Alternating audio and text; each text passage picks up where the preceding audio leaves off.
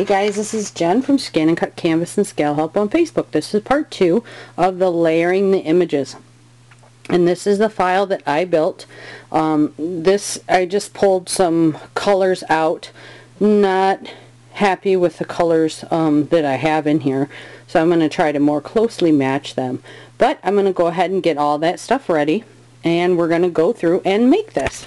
And one thing I want to know is you have done enough of the using the brush and the unioning that when you, or if you have to, when you pick it up, you should be able to capture every piece of it, because that lower bottom layer, let me bring in, shut this light off here, try to focus it in here a little bit better. So that right there is my very first layer. So it is almost completely covered, alright, because there's going to be pieces, as you can see on this, these eyes and that, and then down here at the corner, that are floating. And I'm going to show you how to capture that so that when you pull your paper, your cardstock off of our mats, that you don't lose the design. Okay, and that's going to need something to stick to, and that is where that fully unioned background, or that almost full sheet, will come in handy. So that gives you some place to stick that to. Alright, okay, and another thing I want to talk about, can you see, hopefully you can see this. I'll try to bring it in here. Let me try to focus this for you. Okay, yeah, you see the pattern, the texture on that? Let me flip it over. There is absolutely none on this other side, or not real well. Okay, that is much different than that.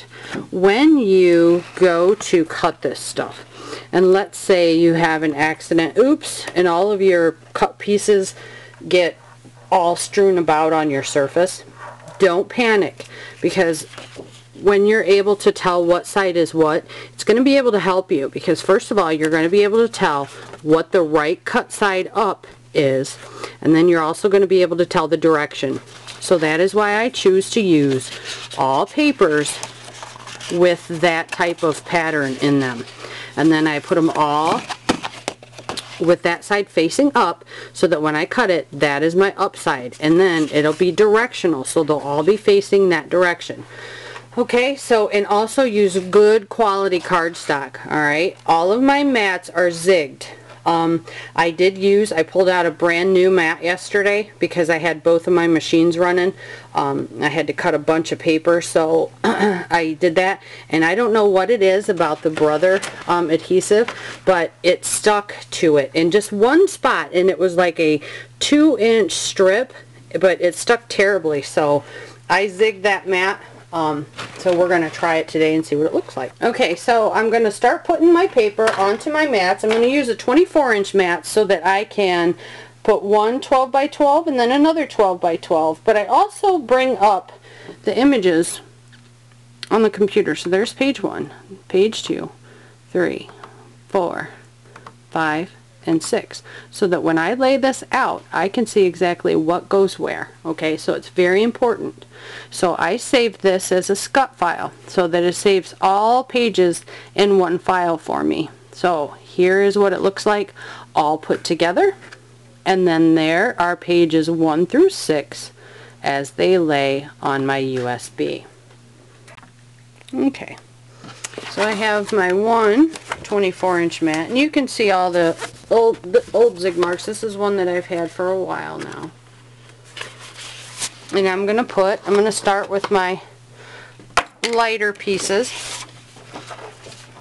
And I'm going to put my lightest piece down here, because this is file 1, or page 1. And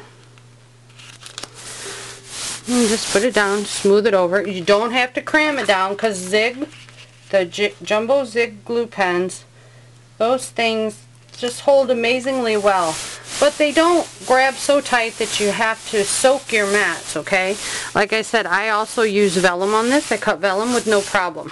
Alright, so there's my first one. I'm going to move that out of the way. Here's the one I just redid yesterday. So I'm going to grab my next layers. I need a bit bigger workspace. Again. And I do have videos that show you how to rezig your mats. And I have one that shows you how to strip it. Well, I found that if I spray these with Windex and just leave it sit, and then I take this little scraper and scrape across it, it completely strips them. And it's safe, and it's not as toxic as that Goo Gone that I used to use. So I like that much better. Because it's amazing what kind of junk our mats collect. Okay, so I'm gonna go ahead and start these in the machine. Okay, so here we are at the machine. Come into our save data. Let's grab page 1. Okay. We're gonna move it all the way down to the bottom. Okay. Come in here, click add. Grab page 2. Okay. Move that all the way to the top. Okay, and cut.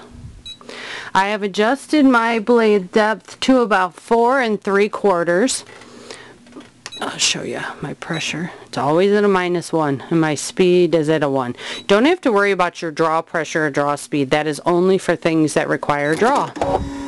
Okay, so let's let it rip on through this stuff.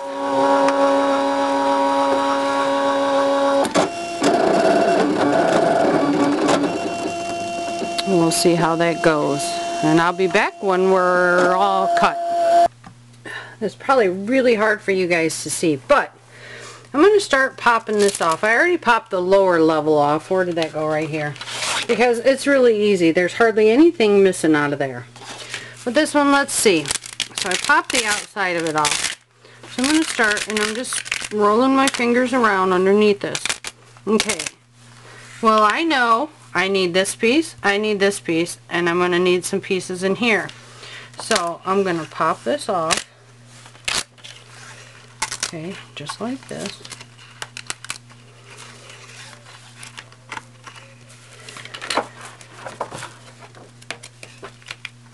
I take my little scraper in here and just get those little pieces off.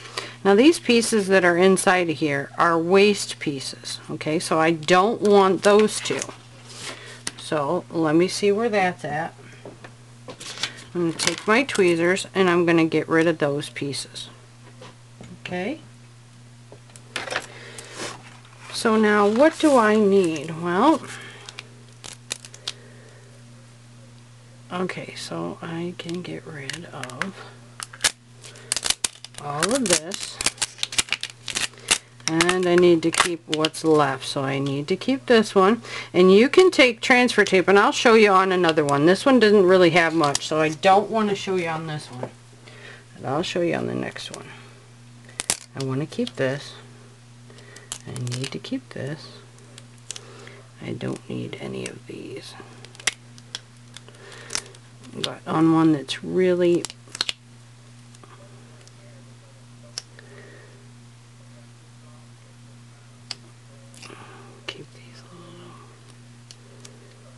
pieces. So the hardest thing about this really isn't building the file.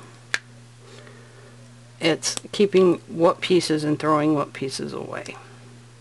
But these two bottom ones aren't really that difficult. It's the next ones that get a little bit harder. So if you like puzzles, this definitely is for you. Alright, so this will be my final one. Go ahead and make sure I put the right sides up. Yep. And I'm going to go ahead, finish cutting these, but when I come back, we're going to take the next file, or the next paper, and I'll show you how to do that, how to pull it apart effectively. Alright guys, so I'll see you when we start to weed. Okay, so let's take this one off.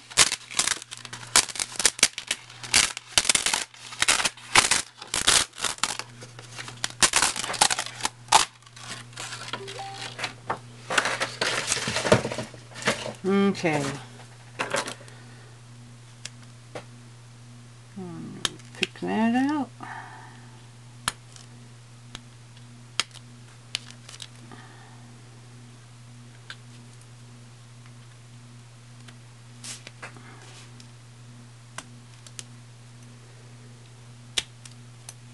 Pick out all the pieces that don't belong. Now what am I going to do with all this? Well, I like doing puzzles, so I would actually probably just flake it all off there and put it back together, but grab me a piece of low-tack transfer tape.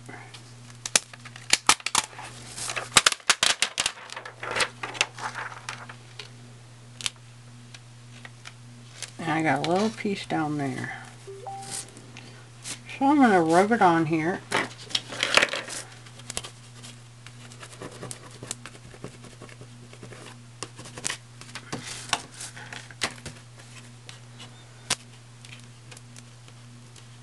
And I'm going to start lifting.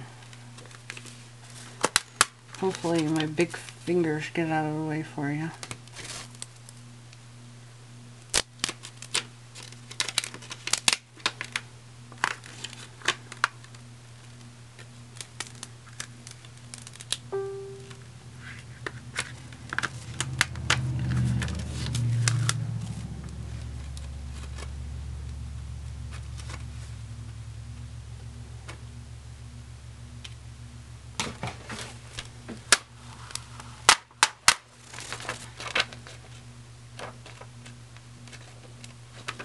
Oops, that's big enough for this.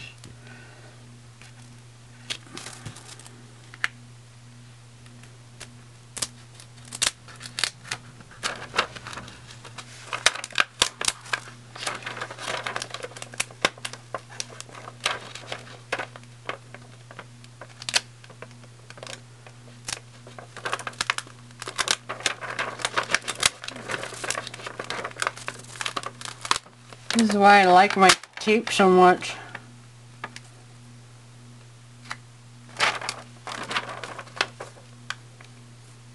It lets me pick up the good stuff easy.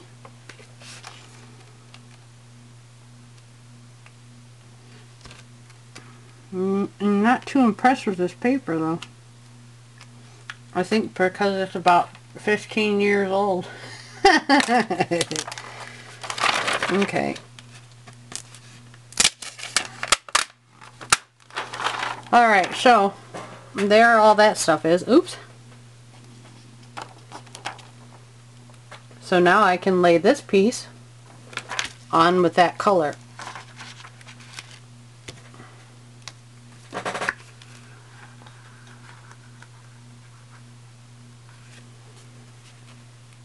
don't know where this one went. I'll just stick it over there in case I need it.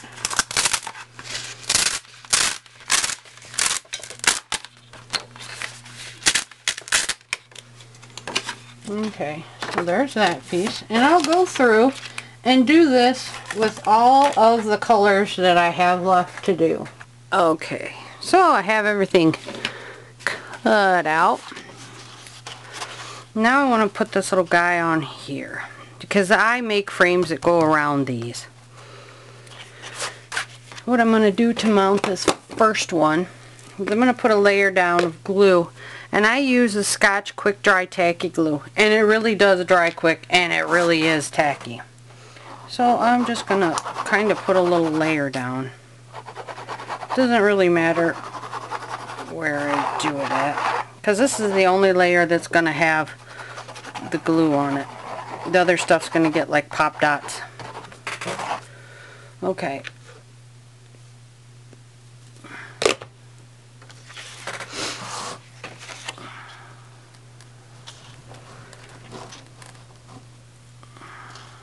And it does grab quick. I want to kind of center it.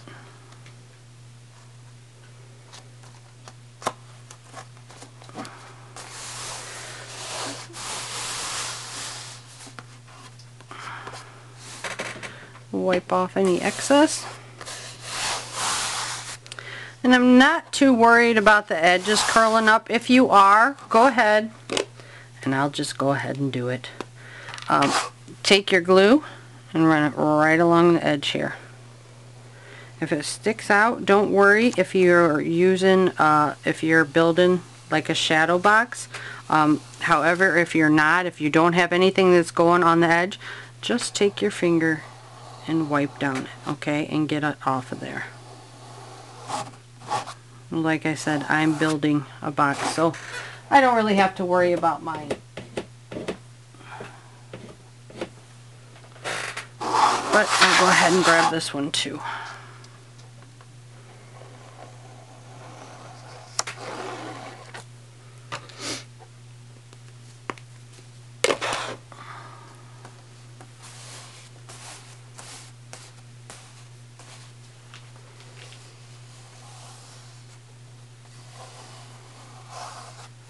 Okay, so I'm going to let this dry for a little bit, okay, before I go adding anything else to it. So I'll come back when we're ready to move to the next step. Okay, so let's start assembling this. It's dried fairly well enough. I'll be using some little pop dots here. So I have my image pulled up on my computer of what these layers will look like, because of course I sent them directly to my stick. I choose to use my stick. I like to use my cord when I'm designing, so if I have to tweak things I can do that. I don't use my wireless. I prefer to either use the cord or the stick. Okay, so hopefully you can see. No, of course you can't. I just put my little sticky dots on there. I'm using the small little squares. What did I do? Already take that one off? Yeah. Hopefully these still have stick left to them. These are old. Yeah. And I'm using my tweezer bees to help me put things on.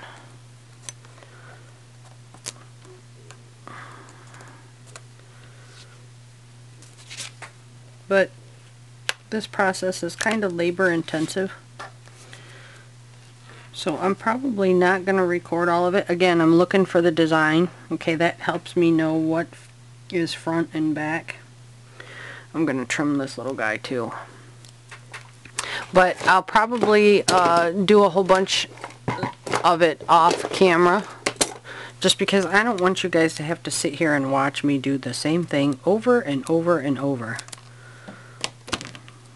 Because to me, that's boring, and I don't have the attention span to sit through it, so I don't expect you to.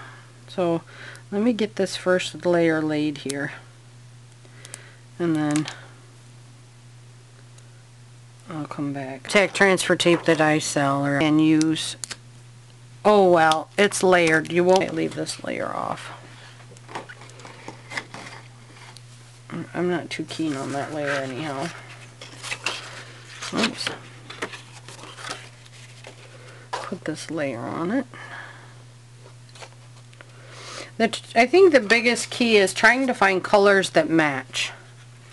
And that's my biggest problem with my dog, because he was a red heeler. It's just trying to find colors that match that. And I'm not sure I've even done that yet. Okay, so now I have to fill in his eye and go from there. So I still have to build this side up. Alright, so I'll come back. Okay, so there it is, all done, and I'm not real happy with the colors. Like I said, I sell or I carry, whatever. So as I lay it down here, all the stuff lines up. Okay, so either you can put the stickies, and that's what we'll do.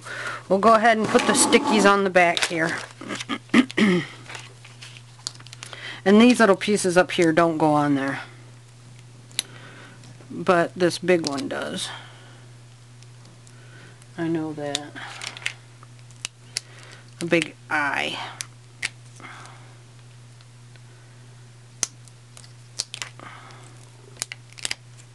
Or you can pop it off and just lay it on there by hand, which is probably how I'll do the rest of them. But you can use the transfer tape, just holding it up there, and go by that. Okay, So you can either leave it on there, pull all the backings off of these things, turn it all over and press it on at once, or you can hand layer it like I'll do this one. And that's why I like my transfer tape. Let me see, hopefully this one stays on there while I take this off. Because the transfer tape releases it so easy. I hate the back of these little things. It takes me forever to get them off.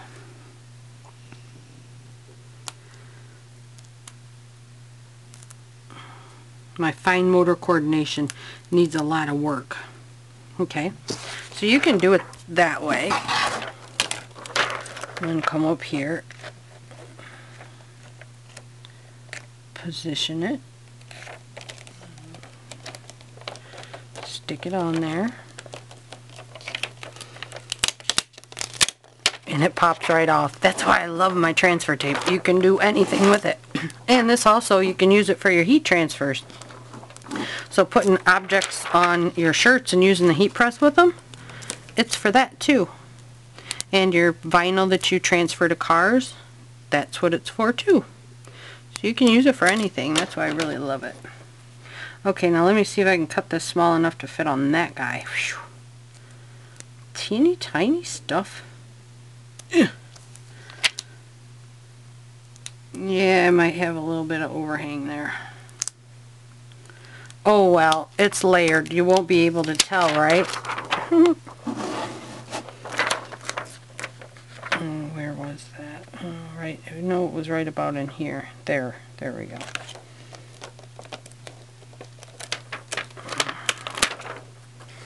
Okay. And all this stuff up in here, I'm not worried about those little pieces because they're going to get drowned out anyhow. So I'm going to just remove these and be done with them. If I wanted to, I could put them back on there, but I'm not going to worry about that.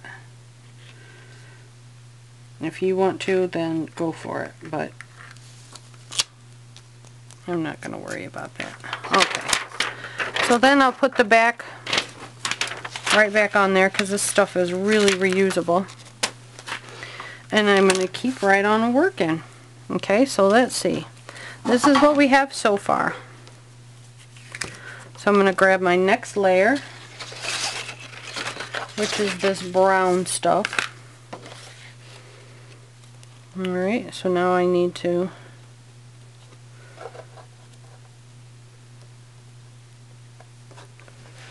grab my,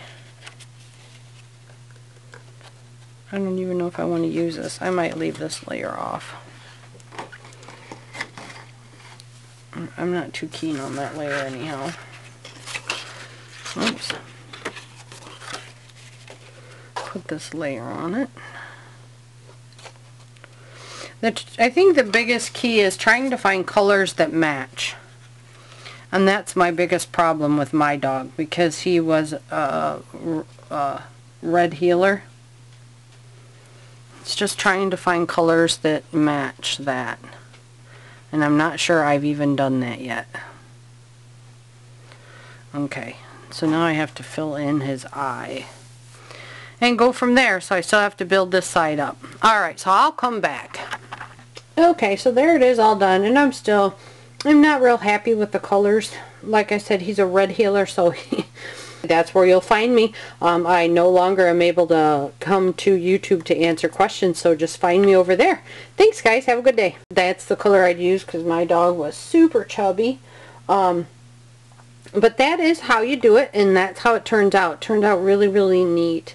But like I said, I think the hardest part in all of this is getting the colors that match. Some dogs are easy because they are just a black and white, but when you have a dog that's mixed, or should I say mottled color, like this. He was the cattle dog, the red and white splotchy color. He's really hard to try to capture, but I'll keep working on this, and if you're on my group page, ScanNCut Canvas and Scale Help on Facebook, you'll be able to see it. Alright guys, if you have any questions, actually that's where you'll find me. I no longer am able to come to YouTube to answer questions, so just find me over there. Thanks guys, have a good day.